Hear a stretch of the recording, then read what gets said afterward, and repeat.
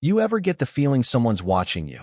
Not in that paranoid, aliens have bugged my toothbrush kind of way, but in that quiet, nosy, suburban kind of way. That was my life the moment I moved into the so-called prestigious Crestwick Heights neighborhood. Just a guy trying to live his life. I work from home. I keep to myself. Mow the lawn every Saturday, right on time. I don't throw parties. I don't blast music. I don't even have pets. But apparently, none of that mattered. What really seemed to grind the gears of the HOA wasn't what I did. It was what I drove. A 1998 Toyota Pathfinder. Burgundy, a bit of rust on the wheel wells, front bumper slightly dented from a fender bender 3 years ago. But it ran like a dream. That car had over 250,000 miles of soul. It had seen road trips, dorm moves, heartbreaks, late-night Taco Bell runs, emergency vet visits, you name it. That Pathfinder had been through it all. To me, it was family. To the HOA, it was an eyesore. It started with a letter. A crisply folded envelope tucked in my mailbox. Ivory paper, fancy header. Crestwick Heights Community Association. I opened it and nearly laughed out loud. Violation notice. Vehicle appearance, it read. According to them, my SUV negatively impacted the visual harmony of the neighborhood. Visual harmony? Like we were living inside a Monet painting or something. I tossed the letter aside. Figured it was just a warning, some bored board member trying to flex. I wasn't violating any laws. The car wasn't leaking oil, wasn't up on blocks. I parked it in front of my own house. My name was on the deed. Surely, they'd talk to me directly if it was a real issue. Wrong. A week later, another letter showed up. This time, it had a photo. An actual printed photo of my SUV, circled in red marker like it was a criminal in a lineup. They zoomed in on the rust spots and circled the bumper dent like they were building a case for the FBI. Still, I didn't think they'd do anything serious. Until the third letter arrived. A $150 fine. For non-compliance with aesthetic standards. I nearly spit out my coffee reading it. What standards? We had houses painted chartreuse and puke green. One neighbor still had Christmas lights up in July. Another guy left his garbage cans by the curb for 3 days straight every week. But I was the problem. I tried calling the HOA board. No one picked up. Emailed, got some generic auto-response. When I finally caught one of the board members, a lady named Lorraine, at the community pool, she gave me a smile so fake I could practically smell the glue on it. We just want the neighborhood to look its best, she said with her head tilted and voice dipped in artificial sweetness. My car wasn't junk. It was old, yeah, but solid. And more importantly, it was mine. I moved it to the driveway, just to appease them. Didn't help. Apparently, anything in public view was subject to HOA beautification policies. They made the rules up as they went. It felt like they were targeting me.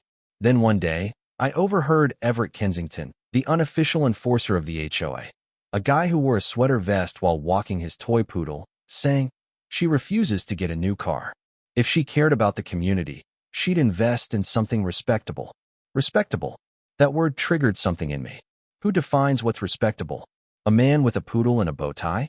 I realized this wasn't about the SUV. It was about control. The HOA liked micromanaging. I was just an easy target. No wife. No kids. No one they could guilt trip. Just me. So I did what any self-respecting adult would do. I washed the car. Scrubbed it until it shined, vacuumed the inside, polished the dashboard, slapped in a pine-scented air freshener.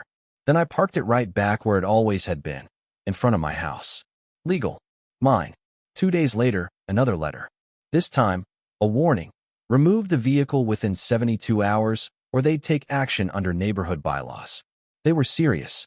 I came home from a grocery run, literally 30 minutes out. Eggs, bread, and a six-pack in the passenger seat. Turned onto my street and felt my stomach drop. My SUV was gone. Gone. No glass. No skid marks. Just empty pavement where it used to sit. I panicked. Thought it had been stolen. I called the non-emergency police line and filed a report. That's when the dispatcher hit me with it. "Sir, your vehicle was reported as towed, not stolen." Towed? By who? Your homeowners association. I saw red. No, seriously. Red-hot fury. They towed my car. I sped to the HOA office, which wasn't even a real office. It was a trailer parked behind the clubhouse, dressed up to look official. I pulled into 2 spots, slammed the car door, and stormed inside. There was Cheryl. She sat at the front desk, typing like she was decoding launch codes. Hi there, she chirped without looking up. You towed my car. She blinked. Oh, that was yours. Yes, the one you've been sending letters about. She flipped open a folder, trying to look innocent. It was removed under Article 4, Section 6B. Non-compliant vehicles. You gave me 72 hours, I snapped. It's been 48. You broke your own rule. She gave a little shrug. The board felt immediate action was necessary.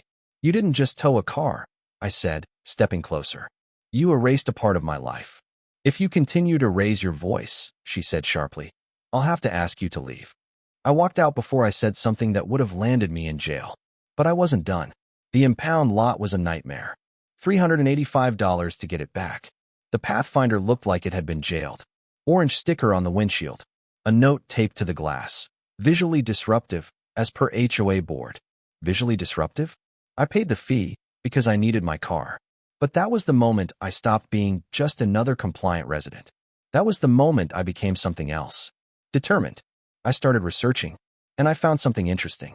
That little HOA trailer? Not a permanent structure. No foundation. No plumbing. No hardwired utilities. It was technically a temporary administrative unit, which needed to be re-permitted every 3 years. They hadn't renewed the permit in 5. I called my old friend Danny, who ran a towing company. I laid it all out for him.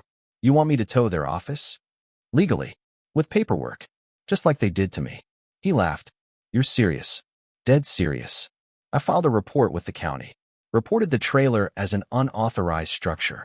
I submitted the photos, cited aesthetic disruption, used their exact language. Then I filed a formal tow request. Danny got the permit.